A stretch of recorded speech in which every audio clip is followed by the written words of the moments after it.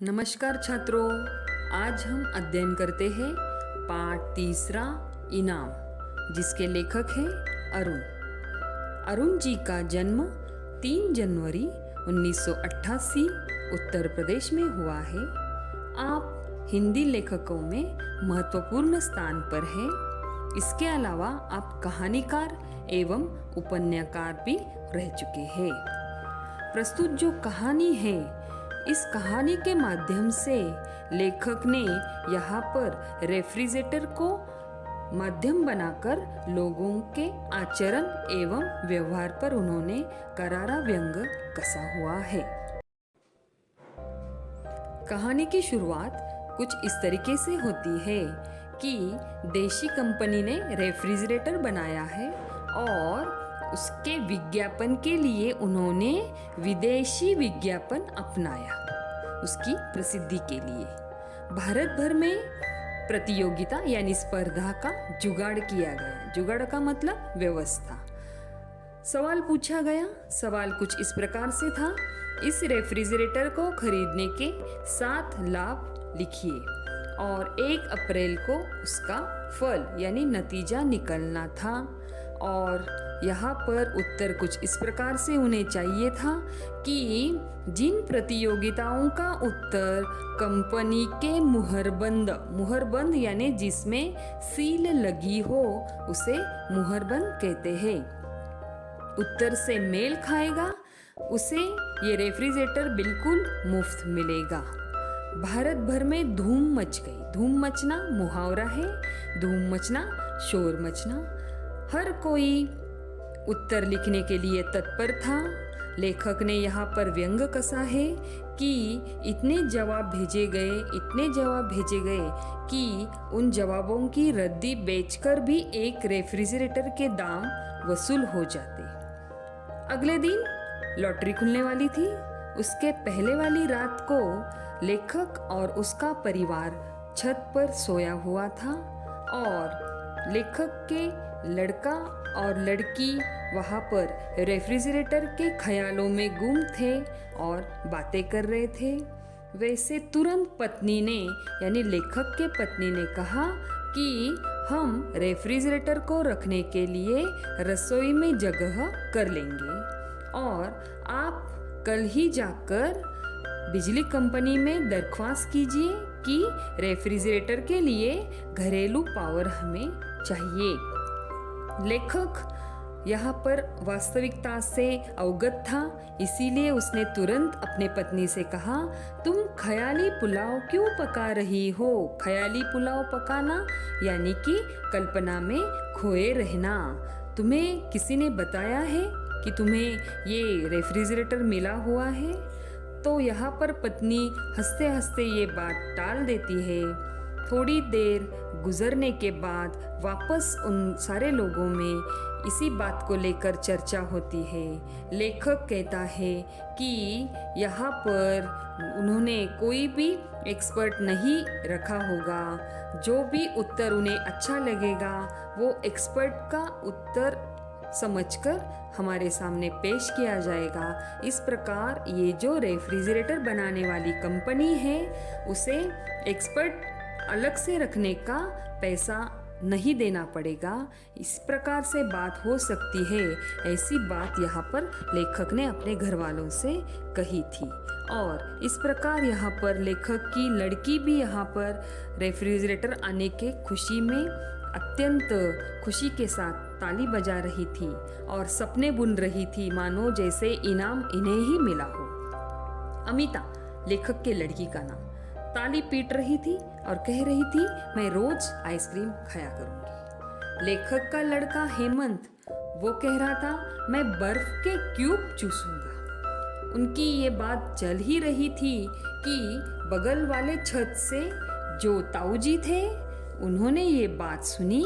उन्हें ये बात बिल्कुल भी पसंद नहीं आई और उन्होंने कहा कि रोज रोज आइसक्रीम खाने की बात यहाँ पर कौन करते हुए दिखाई दे रहा है?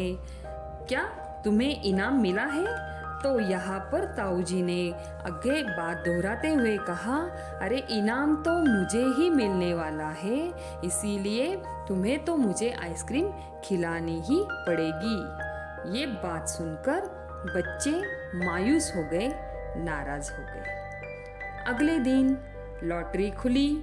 रेडियो पर पता चला जिन 2 भाग्यवानों को रेफ्रिजरेटर मुफ्त में मिला था उनमें से एक लेखक भी था, और इस प्रकार लेखक 2 भाग्यवानों में से एक चुना गया।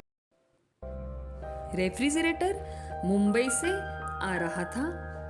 आते जाते काफी समय लग गया, लेकिन जैसे ही रेफ्रिजरेटर लेखक के घर पहुंच गया, वैसे ही सगे संबंधी, मित्र, आजू बाजू रहने वाले सारे मोहल्ले वालों के बीच धूम मच गई, यानी चर्चा हो गई।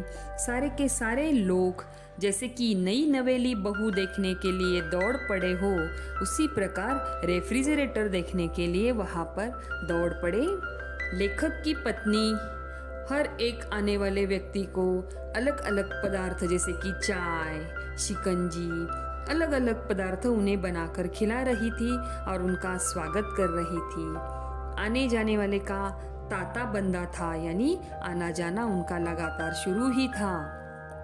और बच्चे हेमंत और अमिता पल पल बोतल पानी से भर रहे थे, और उसी तरीके से पल पल वो बोतलें भी पानी खाली हो रही थी। और इस प्रकार यहाँ पर किसी ने, दिनेश नामक किसी व्यक्ति ने छींटा छोड़ा यानी चूपती हुई बात उसने कही कि अरे ये पानी तो गर्म कर रहा है, ये कैसा रेफ्रिजरेटर है। तो यहाँ पर लेखक तुरंत हंसकर उन्होंने बात को संभाला और कहा कि भीड़ देखो, पानी तो रेफ्रिजरेटर में मुश्किल से 1 मिनट भी नहीं रहता, तो फिर पानी कैसे ठंडा हो सकता है। उतने में ही बाजू में रहने वाली बूढ़ी औरत आ गई और वो लेखक से कहने लगी, बेटा आपने किस देवी की मानता मानी थी, हमें भी बता दो।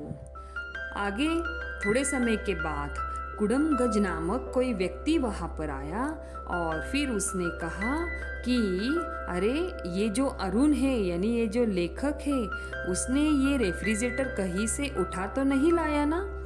अब देखिए अलग अलग लोग आकर अलग अलग बातें यहाँ पर करने लगे और इस प्रकार से यहाँ पर लेखक परेशान होने लगा। सारे मोहल्ले वालों की जली कटी बातें सुनकर लेखक परेशान होने लगा और लेखक और उसका परिवार इन बातों से यहाँ पर बिलबिला उठा, तड़पने लगा और फिर वापस उसे ऐसा लगने लगा कि मुझे एकांत की आवश्यकता है। लेकिन निरंतर लोग आ रहे थे और आने जाने वाले लोग यहाँ पर जली कटी बातें सुना रहे थे। उतने में ही एक व्यक्ति वहाँ पर आए और उन्होंने लेखक के लड़के को सर पर हाथ फेरकर कहा कि बताओ हमें, तुम्हारे पिताजी कितने दिन पहले मुंबई गए थे। उन्हें लग रहा था कि शायद लेखक मुंबई जाकर रेफ्रिजरेटर पैसे देकर खरीद लाया है। अब देखिए ये सारी तिरछी बातें बच्चों के ख्याल में भी नहीं आ रही थी और बच्चों को इनसे कुछ लेना देना नहीं था। वे अपने रेफ्रिजरेटर में ही खोए हुए थे और तभी से क्या हुआ कि दिन ढलता गया और फिर क्या हुआ कि एक एक करके लोग घर जाने लगे। अब इस समय दिन भर के भंबड़ से, शोर शराबे से यहाँ पर लेखक और उसके परिवार को शांति महसूस होने लगी और वो दूसरे दिन सुकून महसूस कर रहे थे कि आज हमारे घर यहाँ पर कोई भी नहीं आया है। रेफ्रिजरेटर आने के दूसरे दिन भंबड़ कुछ कम थी और इस समय शांति बुआ घर में आ गई। शांति बुआ अपने रोटी का बचा हुआ आटा उनके रेफ्रिजरेटर में रखने के लिए आई थी। लेखक की पत्नी काफ़ी खुश हुई, उनका स्वागत हुआ, उन्हें बैठने के लिए कहा गया, बातें हुई और फिर शांति बुआ वहाँ से चली गई। थोड़े समय बाद पास वाले लाला दीनदयाल पधारे। उनके हाथ में एक मिठाई का बक्सा था, बोइया यानी बक्सा था और उन्होंने उसे देते हुए कहा कि ये अपने रेफ्रिजरेटर में रखवा दो, मैं जब चाहूँगा तब इसे ले जाऊँगा। लेखक ने पत्नी से कहकर आइसक्रीम मंगवाया, लेकिन लाला दीनदयाल ने आइसक्रीम खाने से यहाँ पर इनकार कर दिया। कारण उसने बताया कि मेरे दांत चीसने लगते हैं। आगे कहानी में क्या हुआ कि लेखक यहाँ पे बताता है कि ये जो रेफ्रिजरेटर का उपयोग होता है, ये उपयोग लेने के लिए हर कोई आस पड़ोस वाला उनके घर में आ जाता और उसी कारण लेखक का खाना पीना, सोना, उठना, बैठना सब कुछ हराम हो गया। जो चाहे वो रेफ्रिजरेटर में कुछ ना कुछ रखने के लिए ले आता। जैसे कोई पराठा लाता तो कोई साग लाता, कोई मिठाइयाँ लाता तो पास वाला चमनलाल लखनऊ गया तो वहाँ से टोकरा भर के करेले लेकर आया और करेले रेफ्रिजरेटर में रखने के लिए आ गया। दूसरे पास वाले बैनर्जी खीर रेफ्रिजरेटर में रखने के लिए आ गए और इस कारण क्या हुआ कि लेखक के घर की प्राइवेसी बिल्कुल छीन गई थी और लेखक इस मुसीबत को देखकर सोचने लगा कि ये क्या आफत मेरे गले आ पड़ी है। और क्या हुआ कि लेखक यहाँ पर काफ़ी परेशान रहने लगा कि बाकी दूसरों की चीज़ें रखते रखते मेरी घर की चीज़ें रखने के लिए थोड़ी सी तिल भर भी जगह इस रेफ्रिजरेटर में नहीं बची है।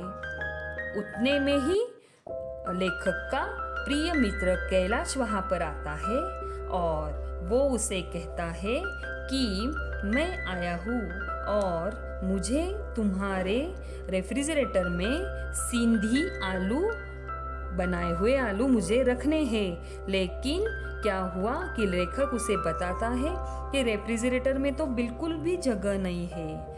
तो यहाँ पर ये जो कैलाश है वो गुस्सा हो जाता है और वो उसे कहता है लाओ मैं खुद ही जगह कर लूँगा।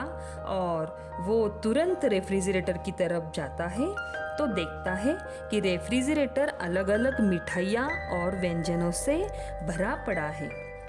कैलाश ऊपर से नीचे झांकता है और सीधा अंदर हाथ डालकर एक कांच का कटोरा निकालता है और कहता है ये सिल्वर क्रीम किसकी है, चलो किसकी भी हो, मुझे उससे कुछ नहीं है। और तुरंत वो क्या करता है, तुरंत वो सिल्वर क्रीम खाने शुरू कर देता है। कैलाश ने जो बात लेखक और उसके पत्नी को समझाई थी, लेखक ने वही बात दोहराई और 2-3 दिन में पूरा फ्रिज खाली हो गया जो व्यंजनों से भरा हुआ था। अब जो भी अपने व्यंजन लेने को आता तब उस समय लेखक और उसकी पत्नी उसे समझा देती कि वो जो व्यंजन था वो किस प्रकार ख़त्म हुआ। इस प्रकार से वे लोग खाली हाथ लौटने लगे। धीरे धीरे उड़ती बीमारी की तरह बात फैल गई कि लेखक के फ्रिज में, रेफ्रिजरेटर में रखा हुआ कोई भी पदार्थ वापस नहीं मिलता। इसके कारण उनके घर के पास यहाँ पर किसी का आना जाना भी लगभग बिल्कुल बंद हुआ और लेखक यहाँ पर चैन की सांस लेने लगा। धन्यवाद।